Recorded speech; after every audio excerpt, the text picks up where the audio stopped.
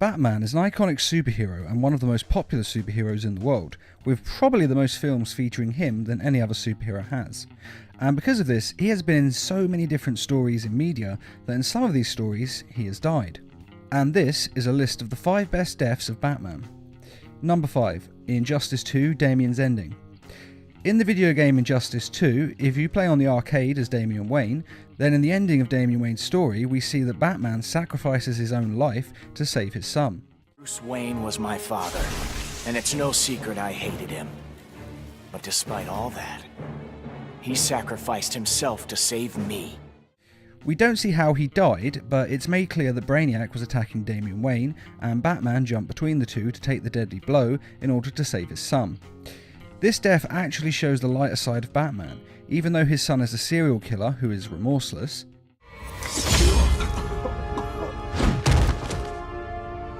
Problem solved. Who's next? Damn it, Damian! and has even killed Batman's adopted son, Dick Grayson, even after all this, Batman still loves him and sacrifices his own life to save the last member of his bloodline. I was so obsessed with escaping the Bat's shadow that I never appreciated what that symbol really meant. Not until I saw it stained with my father's blood. My blood. This also has a profound effect on Damian Wayne, and seeing his father's love for him, even after all he has done, changes him to his core. And so Damian Wayne decides to become the new Batman, to honour his father's legacy. Presumably this means he will also never kill again, as anything less than this would be a dishonour to his father's memory. But from now on, the world will know me as Batman. Number 4. Batman the Brave and the Bold: The Death Montage. The Joker has always been trying to beat Batman, and every time he tries, he fails. Though he never gives up, which is actually kind of impressive in a way. He has dealt some serious blows to Batman, even going so far as to cripple Batgirl, Candygram!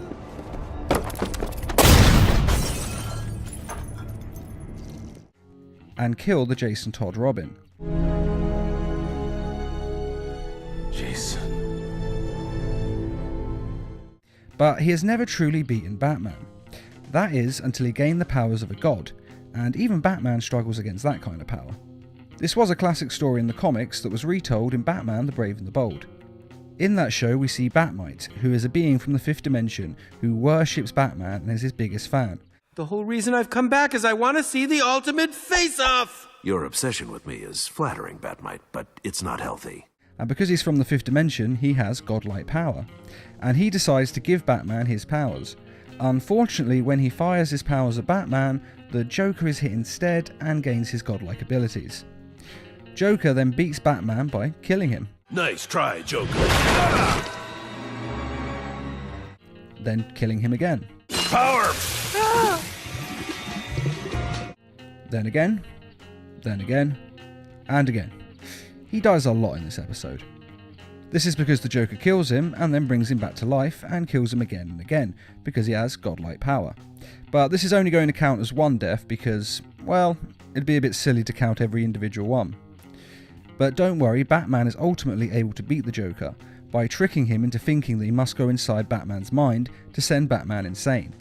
However, it turns out to be a plan of Batman's because Joker's powers are compromised in his brain. He then convinces Joker that if he does make the world he wants, it will be boring for him, as he loves the way the world is now because he's the insane one and Batman is his arch nemesis. Whereas if he changes everything, he won't have a nemesis and he won't be the insane one. Without Batman, there can be no Joker.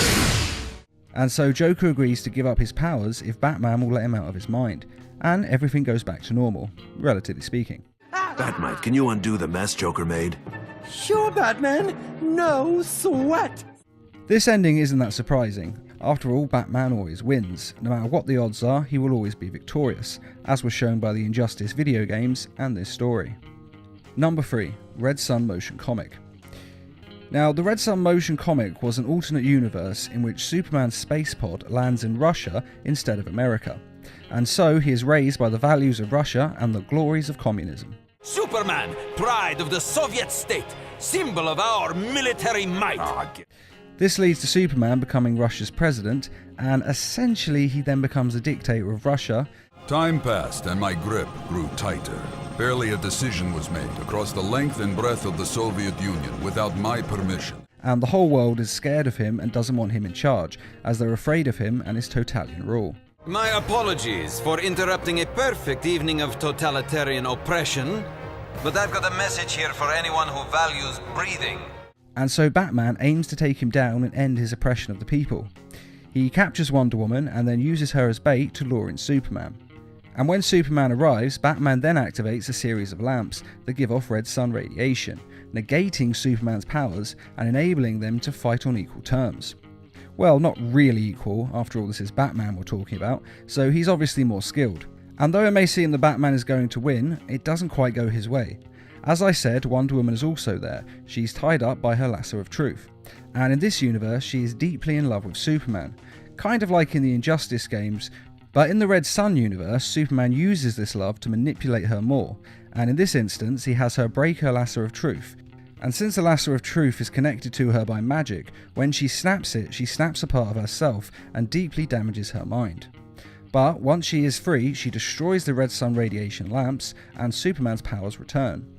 And so Superman is about to take down Batman when he says that before the fight he placed a bomb inside himself in case the fight didn't go his way.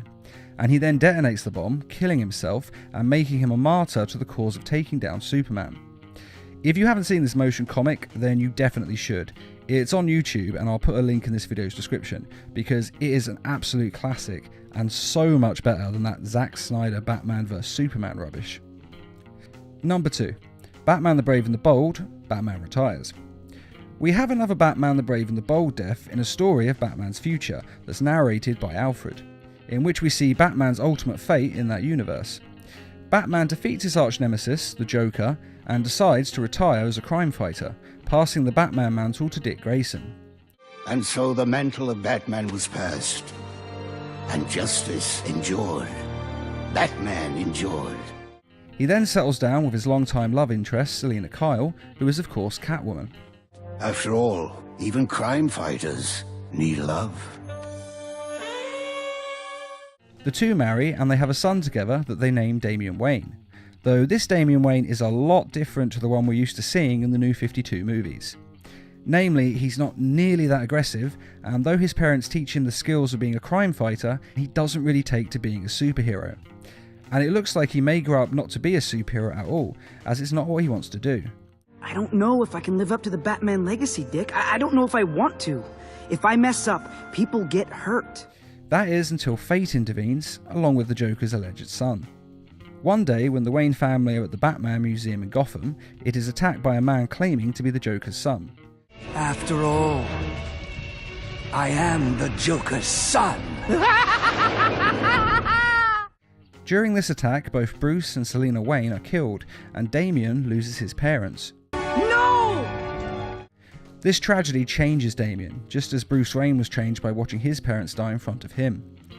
And so Damian is forged into a crime fighter, and he joins Dick Grayson and becomes the new Robin. There's a new Robin in town, too. It is then revealed that the Joker is not dead, and has been in hiding all this time, and that he is the one who orchestrated Bruce Wayne's death by training and sending his fake Joker son to kill him, as he knew that Bruce Wayne was Batman. Oh, how'd I know? I'm crazy, not stupid, remember? But together, the new Batman and the new Robin bring the Joker and his fake son to justice, and become the new crime-fighting dynamic duo of Gotham. Good job, kid. You think you're gonna stick with it? Yep. Gotham needs a Batman, and Batman needs a Robin. And even further in the future, Damian Wayne eventually becomes the new Batman, with his own son as his Robin. This of course means that one day, when his son grows up, he will also take over the mantle of Batman. The best part of this death is that it shows that no matter what happens to Bruce Wayne, and no matter the obstacles that future generations may face in life, the Batman legacy will always live on. Number 1. Justice League: The Flashpoint Paradox. In Flashpoint, we see an alternate version of the DC universe, resulting from the Flash going back in time to save his mother's life. His altering of the past caused ripples throughout time. These ripples change key events in DC history. Break the sound barrier and there's a sonic boom. You broke the time barrier, Flash. Time boom. And one of the bigger changes made was to Batman's origin.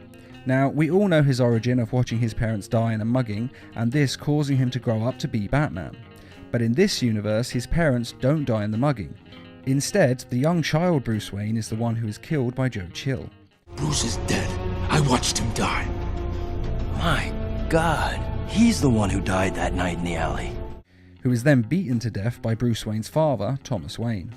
This change in time causes his father to then become Batman instead, while the event sent his mother insane and turned her into this universe's version of the Joker.